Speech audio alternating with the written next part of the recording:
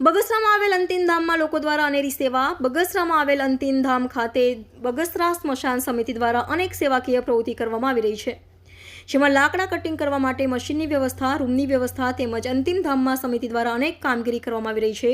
ત્યારે આસપાસના ગ્રામ્ય વિસ્તારના અંતિમ ધામમાં લાકડા માટે કટિંગ કરવા અપીલ કરવામાં આવી છે. તેમજ હિન્દુની વિધિ પ્રમાણે અહીંયા સેવા કરવામાં આવી રહી છે. તેમજ ગામ લોકોનો સારો સહયોગ મળી રહ્યો છે. ત્યારે ચેનલના માધ્યમથી મુલાકાત લેવામાં આવી ત્યારે કમિટીના સભ્યો શો જણાવે છે, જોઈએ ખાસ રિપોર્ટમાં. બ્યુરો રિપોર્ટ ટીનુભાઈ લલિયા સાથે યોગેશ નડકટ, નમો ગુજરાત ન્યૂઝ, અમરેલી. બગસરા શહેરની અંદર અદ્ભુત સેવા કરવામાં આવી રહી છે આ તમારા કમિટી દ્વારા, તો આ બાબતે આપ શું કહીશું?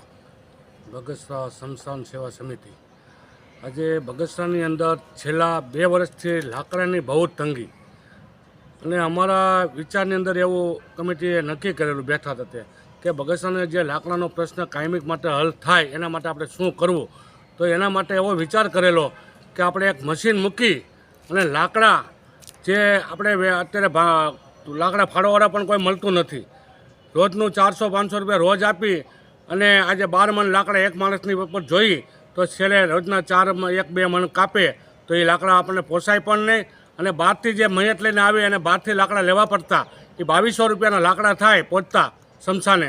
તો એ મયતની જેની ઘરે મયત થયું હોય એ પણ પરિવારને મોંઘું ન પડે એના માટે આ સ્મશાન સમિતિ સેવાએ દ્વારા એવું નક્કી કરવામાં આવ્યું એક મશીન અને એના માટે સુવિધા, લાકડા પલળે નહીં એના માટે પણ શેડ બનાવી અને કાયમિક ધોરણે બંધ થાય અને લોકો માટે રાહતનો દર થાય.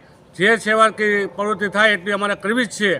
અને આના માટે તન મન ધનથી લોકો પણ આનો ફાળો પણ આપે છે. અને આગામી સમય કોઈ પણને દાન પણ કાંઈ દેવું હોય તો સમિતિ દ્વારા જાણ કરવામાં આવે ત્યારે એ લોકોને ફોન દ્વારા જાણ કરી અને દાન પણ કરી શકે છે. અને સાહેબ, આપનું નામ શું છે અને હાલમાં આપ તમારી સમિતિ દ્વારા અનેક કાર્ય કરવામાં આવે છે, ખાસ કરીને આ સ્મશાનની અંદર તો આ મશીનની વ્યવસ્થા કરી છે, આ બાબતે તમામ બાબતે આપ શું કહેશો? મારું નામ પિન્ટુ લવજીભાઈ પરમાર, ગામ બગસરા, ભાયાણી.